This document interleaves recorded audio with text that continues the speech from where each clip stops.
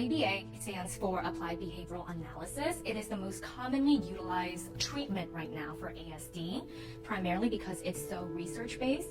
Though ABA, I would say, is a still fairly young field with a lot of room to grow, it has been the most effective treatment for ASD. We work on things like social skills, communication, parent education, executive functioning, and try to provide a well-rounded curriculum to address some of these skills that might not be taught in school. When determining the appropriate goals, I really look at the child's need and the family's needs. The most important goals to target first are always goals that impede on child's safety.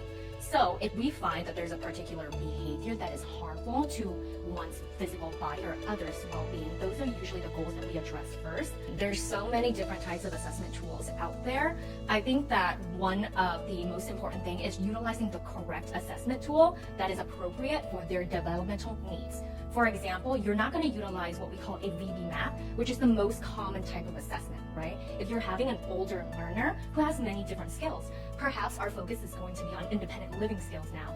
So maybe the ABLES or the AFLs, or perhaps we utilize something like socially savvy. I think it's important to pick and choose the correct assessment tool for that specific learner based on their needs and what's important to the family.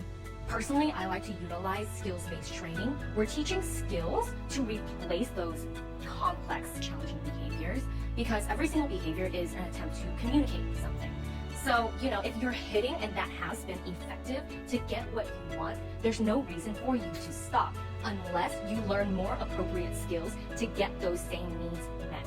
So typically when we're teaching skills, we try to teach skills that adhere to the child's needs first so that they can get all their basics needs met. I typically like to take a naturalistic approach to learning. It really depends on where the child at. Everything in ABA has to be so individualized, but it's a sweet spot once we get to a place where we can utilize naturalistic learning to teach skills. Some children are going to be very active, while we have other children who are a little bit less responsive to our initiation. We always start off with establishing rapport, and we really follow the child's lead with that. Whatever the child is doing, essentially we're mirroring and trying to match their energy.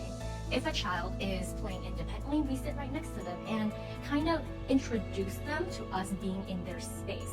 Through play, you can learn so much about a child, you can prove so many skills. Even certain small things like tracking a toy is a pivotal skill that we can build on.